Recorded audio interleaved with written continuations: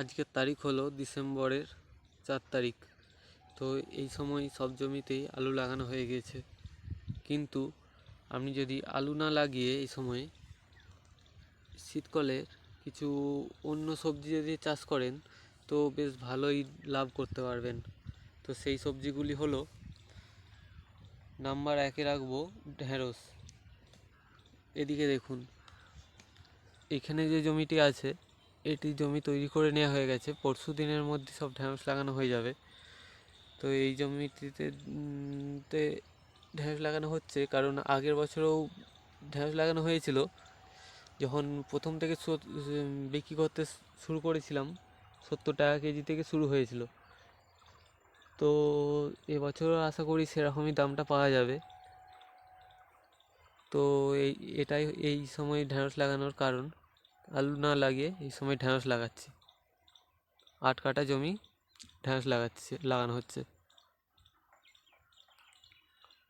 Number 2-এ যে সবজিটা রাখবো সেটা হচ্ছে ঝিঙে। আগের বছরও কিছুটা, এটা বেশি লাগানো হয়নি, আগের বছর একটু লাগানো হয়েছিল, কিন্তু শীতের সময়ে এই ঝিঙেটা লাগাইয়ে বেশ লাভ করা গিয়েছিল।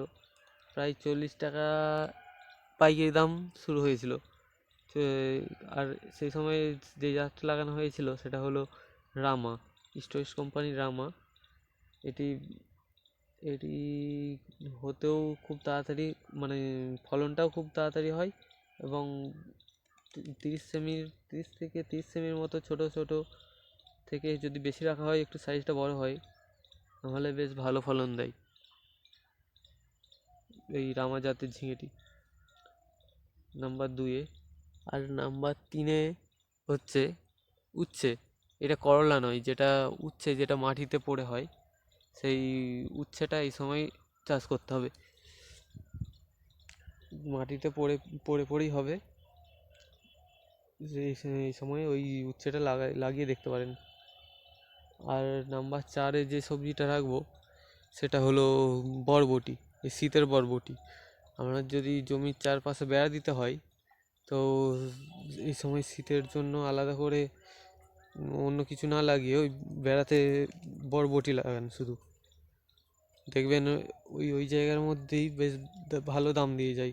প্রায় 100 টাকার মতো কেজি, 100 টাকাই আরও বেশি পর্যন্ত পাওয়া যায়। আমি এইখান থেকে দেখাতে পারবো না নাকি জানি না, ওইখানে একটা জমিতে লাগানো আছে সোজাসুজি। ওইটাতে এখনই এই ডিসেম্বরের এই সময়ই তাকে জিজ্ঞেস করছিলাম, সে বলছে 80-100 টাকা তো আমার এখন বিক্রি হচ্ছে। তো এই জন্য বলি যে এই বরবটিটাও এই সময় শীতের যে জাত আছে সেটা একটু নিয়ে বেড়ার মধ্যে লাগিয়ে নেবেন, ভালো লাভ পাওয়া যাবে। এই ছিল আজকের ভিডিও। তো আমি তো এই জমিতেই ঢ্যাঁড়স লাগাচ্ছি, তো তার ভিডিও আমি পর দিতে থাকবো, আপনিও দেখতে পাবেন কেমনভাবে কি করছি। আর একটা জিনিস দেখুন, এখানে যে লাইনগুলি করা আছে এগুলি একটু ছোট, যেটা প্রচলিত যেভাবে হয়। আর এই পাশের যেগুলি আছে সেটা একটু মোটা মোটা করা আছে, এটাতে একটা লাইনে ডবল করে লাগানো হবে। আর এর উপরে মালচিং বিছানো হবে। মালচিং বলতে এক ধরনের প্লাস্টিকের পাতলা সিট পাওয়া যায়, রোল হিসাবে পাওয়া যায়, এক পাশটা চকচক করে এক পাশটা কালো থাকে, এরকম এই জায়গাটার মধ্যে বিছানো হবে, বিছিয়ে এটাতে ঢ্যাঁড়স লাগানো হবে। তো দেখা যাবে যে কোনটাতে কেমন লাভ হয়। এক পাশ চার কাটাতে আছে এমনি প্রচলিত যেভাবে লাগানো হয়, আর এই দিকটা হবে মালচিং করে লাগানো হবে। তো এর কেমন কি ফলন, কেমন কি করে লাভটা হয় সেটা আমি এই পরবর্তী চ্যানেলেতে তুলে ধরবো। তো সেগুলো দেখতে চাইলে চ্যানেলটিকে এখন সাবস্ক্রাইব করে রাখুন।